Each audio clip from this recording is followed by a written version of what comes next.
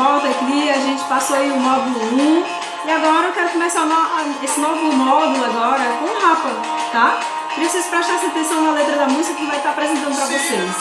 Olha lá.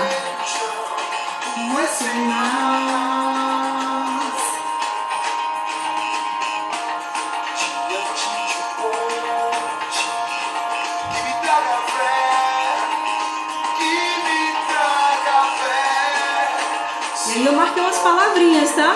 Presta atenção no texto aí. Eu observar.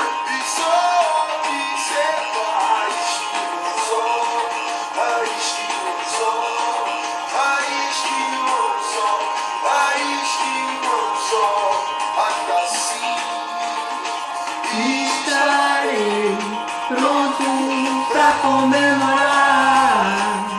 Se eu me tornar menos faminto curioso. Olha que legal. O mais escuro trará o medo, lado a lado com os corais mais coloridos.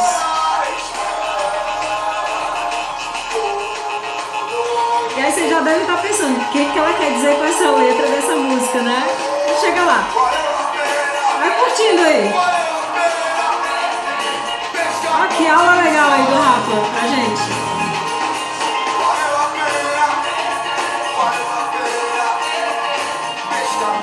Pescador de ilusões. Você pesca ilusões?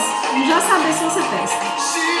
Olha, se eu ousar catar, se eu catar na superfície, o que será que eu vou achar, né? Um livro sem final. Um livro sem final. Sem final, sem final, final. E aí, vocês ficam aí para assistir com a galera, para curtir um pouco a música, essa música maravilhosa do Rapa, né? Uma letra fantástica que traz pra gente aqui uma reflexão sobre o que a gente pode fazer da nossa existência, né? Enquanto pessoas que vão para além da superfície, né? Pessoas que pesquisam.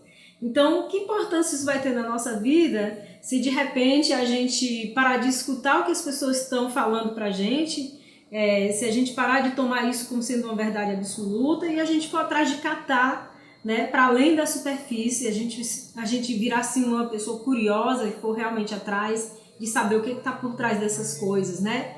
A gente começar a se agarrar nas páginas dos livros, navegando na internet e pesquisar, né? Que será que diferença que isso pode fazer na vida da gente se a gente começar a ousar, né? Ousar, porque é ousado. Você pode muito bem... Olha, veja só, vamos dar uma olhada no mundo como está hoje, né? Hoje inclusive, nós temos aí alguns presidentes da República que conseguiram chegar até lá, né? Chegar a esse cargo importantíssimo da nação através das fake news, né? E o que são as fake news? Nada mais do que notícias que são colocadas pra gente, né? Falaciosas, coisas que a gente não vai atrás de pesquisar, saber se é verdade, se é mentira, e aí acaba que aquilo vira uma verdade, né? Por isso que eu trouxe essa música do Rapa. Por quê? Porque o módulo 2 é o módulo da nossa pesquisa, aquilo que vai dar sustância, digamos assim, ao nosso diagnóstico, não é? Então, nesse curso preparatório, estou falando aqui a partir do nosso curso preparatório, né, as pessoas que vão estar em campo, a gente precisa compreender um pouco do que significa isso. Não que a juventude, né, nossos jovens pesquisadores, vocês que são nossos pesquisadores, vão precisar conhecer profundamente o que é esse tema. Mas o módulo 2 a gente organizou pensando que era necessário que a gente fizesse um breve estudo, não é? Do que significa pesquisa social, tá certo? E trouxe para nós umas perguntas de base. O que é pesquisa? Né? Para que pesquisar? Tá? E trouxe também alguma coisa referente ao conhecimento. Não é? O que significa o conhecimento da nossa vida? a gente sair daquilo que está sendo dito no dia a dia, né, que também não deixa de ser, um certo conhecimento, mas a gente ir para além desse conhecimento do dia a dia, do saber popular, e ir para um outro nível de pensamento, né? E é isso que a gente está propondo aqui nesse diagnóstico, né? Então, por isso que a gente vai ter agora um módulo dedicado a isso, né? E aí eu queria que vocês olhassem aí no slide de vocês, tá certo? A primeira coisa que eu queria que vocês vissem é que, sobre a questão da pesquisa, existem vários sinônimos, né? Eu queria dizer para vocês que essa aula aqui, ela foi organizada, todo esse texto ele foi organizado pela professora Andrea Luiz, que é professora doutoranda da Universidade Estadual do Ceará e também da Universidade de Coimbra, né? E ela que preparou esse material para a gente, tá bom? Então, um material bem tranquilo da gente ver, mas muito importante, né? Então, a primeira coisa que ela traz para a gente é a gente ter uma compreensão do que significa pesquisar, né? E aí tem, pesquisar significa investigar, procurar, buscar, explorar, indagar, né? Apurar e observar. Olha como a letra do Rapa é bacana, né? Traz isso pra gente. Então, no procurar, eu poderia colocar lá a letra do Rapa e dizer catar, não é? Eu vou catar, eu vou mais profundo nisso aqui que está sendo dito para mim. São palavras que fortalecem essa coisa do que a gente pode compreender do que significa pesquisa, tá certo? O que é isso? E aí, para que a gente pesquisa, Mônica? Para que a gente pesquisa, André? A pesquisa em si é um ato de compreender a realidade. A gente pesquisa para compreender melhor essa realidade que a gente pretende buscar, não é, respostas, tá certo? Então, para isso, a gente faz investigação, uma procura, uma busca, uma exploração, uma indagação, uma apuração e uma observação, tá certo? Mas esse é o sentimento do pesquisador, exatamente na perspectiva de produzir um conhecimento, de sair daquilo que é superficial. Lembra da música do Rapa? Sair da superfície? Então, é sair dessa coisa superficial e ir para algo que seja mais profundo, onde eu tenha realmente alcance uma determinada etapa em que eu possa conhecer melhor, tá certo? E aí a professora André traz para nós aqui algumas formas de conhecimento, que aí vocês podem dar uma olhadinha no slide aí, onde tem formas de conhecimento. Tem conhecimento empírico. O que é isso? É o conhecimento que diz respeito àquilo que é popular. Sabe aquela história que o pessoal diz assim, ó, vai chover porque a formiga criou asa? Isso é um conhecimento popular que é empírico, tá certo? E aí, essa empiria, ela vem a partir da observação do mundo, né? Que as pessoas vão fazendo do mundo, de tanto elas observarem que aquilo vai se repetindo, então elas vão entendendo que aquilo tem uma forma de acontecer. Isso é um saber popular, né? A outra forma de conhecimento é o científico, que compreende as informações, os fatos que são comprovados por meio da ciência. Então, a formiga cria asa, mas aí vamos entender melhor sobre isso? Por que aqui na empiria, ou seja, no saber popular, as pessoas estão trazendo para mim que quando vai chover, automaticamente essa formiga vai apresentar essa asa? O que tem de conhecimento, de ciência por trás disso? Então vamos nos aprofundar, vamos estudar isso, esse fenômeno e conhecer isso, né?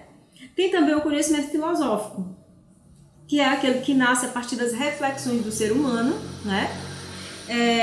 Essas reflexões são feitas a partir da sua própria existência, uma questão subjetiva. Por que eu estou no mundo? Eu vim fazer o quê? Qual a minha missão? Né? Então são essas questões, são essas indagações que você faz a partir de você mesmo, reflexões, né? Por isso que diz que é conhecimento filosófico. O outro conhecimento é o teológico, né? Que é aquele religioso, que é baseado na fé religiosa. E esse conhecimento, ele tem por referência a crença, né? Eu acredito em alguma coisa, né? E automaticamente essa crença, para mim, ela pode ser algo absoluto, né? Então, assim, ela detém uma verdade absoluta, inquestionável. Deus existe. E acabou. Não adianta você chegar para mim e dizer que não acredita em Deus, que para você não sei o que é uma questão subjetiva, uma questão do próprio humano, então é um conhecimento diferenciado, tá certo? No próximo slide, a gente vai ter aí um quadro que a professora colocou, que é o contraponto das formas de conhecimento, tá certo? Que é o que é conhecimento científico, o que é senso comum, tá certo? Aí eu comecei falando aqui para vocês da história das fake news, lembra?